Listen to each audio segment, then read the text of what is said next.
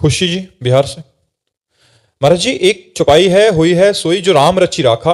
महाराज जी, इस पंक्ति के भरोसे सब कुछ भगवान पर छोड़ देना चाहिए या खुद भी कुछ प्रयास करना चाहिए? ये कब चौपाई है? आगे पीछे की बात पढ़ो। भगवान शंकर ने भगवान श्री राम जी को देखा कि हे खग हे मृग हे मधुकर श्रेणी, तुम देखी सीता मृग नैनी, ऐसा विलाप कर रहे हैं। हा सीते, हा सीते, हे खग हे मृग हे वृक्षावलियो, तुमने हमारी सीता को देखा है क्या? तो भगवान शंकर की दृष्टि पड़ी तो जय सच्चिदानंद परम धाम प्रभु की जय हो। तो सती जी के मन में प्रश्न खड़ा हो गया। भगवान की सगुण लीला बड़ी विचित्र है। या देवी सर्वभूतेषु बुद्धि रूपेण संस्थिता नमस्तस्यै नमस्तस्यै नमस्तस्यै नमो नमः। जो देवी सबकी बुद्धि के रूप में विराजमान है, आज उन्हीं की बुद्धि काम नहीं कर रही भगवान की लीला देखकर। सती जी ने विचार किया कि भगवान शिव सत्य है और सत्य भगवान शिव कह रहे सच्चिदानंद परम धाम की जय हो और प्रणाम कर रहे हैं। यदि ये सच्चिदानंद परम धाम है तो ये पूछ क्यों रहे हे खग हे मृग हे मधुकर श्रेणी, तुम देखी सीता मृग नैनी। दो बातें, एक तो सीता जी की इतनी विराग्नि, सच्चिदानंद में इतनी आसक्ति। दूसरी कि ये खग मृग पशु पंछियों से पूछ रहे हैं, सर्वज्ञ नहीं है, क्योंकि सच्चिदानंद तत्व तो सर्वज्ञ होता है, इनको पता होना चाहिए सीता कहां है।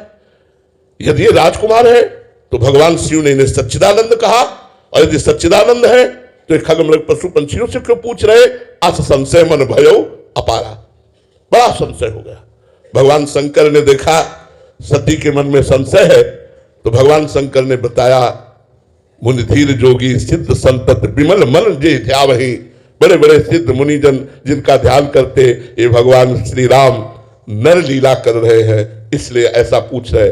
लेकिन सती जी की समझ में नहीं आया। बार बार वही प्रश्न इनके अंदर खड़ा, यदि राजकुमार है तो भगवान शिव ने क्यों प्रणाम किया सच्चिदानंद कह के? यदि सच्चिदानंद है तो फिर ये खग मृग पशु पंछियों से क्यों पूछ रहे? बहुत प्रकार से समझाया। जब देखा कि इनके मन का संशय ही नहीं जा रहा, तब कहा जो तुम्हारे मन अति संदेहु तो किन जाय परीक्षा ले हो। अगर तुम्हारे मन में बहुत संदेह है तो तुम परीक्षा ले लो जाकर के, सच्चिदानंद प्रभु है। सती जी परीक्षा के लिए चल पड़ी। जब परीक्षा के लिए चल पड़ी, पूरा भगवान शिव ने उपाय करके देख लिया संशय निवृत्ति के लिए और नहीं रुकी और परीक्षा के लिए चल पड़ी। तब कहा होई सोई जो राम रचि राखा, को करी तर्क बढ़ावे साका, अस कही जपन लगे हरिलावा, सती गई जहां प्रभु सुख धामा। तो ये चौपाई हमें क्या सिखाती है कि पहले हम पूरा प्रयास कर ले। हम कायर बन करके बैठ जाए कि होई सोई जो राम रचि राखा, ऐसा नहीं। पूरा प्रयास कर ले, इसके बाद फल की तरफ जब हमारी दृष्टि जाए तब होई सोई जो राम रचि राखा, वही होगा जो भगवान ने रच रखा है। इसमें कायरता नहीं आनी चाहिए कि हम हाथ पे हाथ रखे बैठे हो कह रहे होई सोई जो राम रचि राखा। नहीं, अपने कर्तव्य का पालन करते हैं और फल पर, उसके परिणाम पर होई सोई जो राम रचि राखा। कर्मण्येवाधिकारस्ते मा फलेषु कदाचन।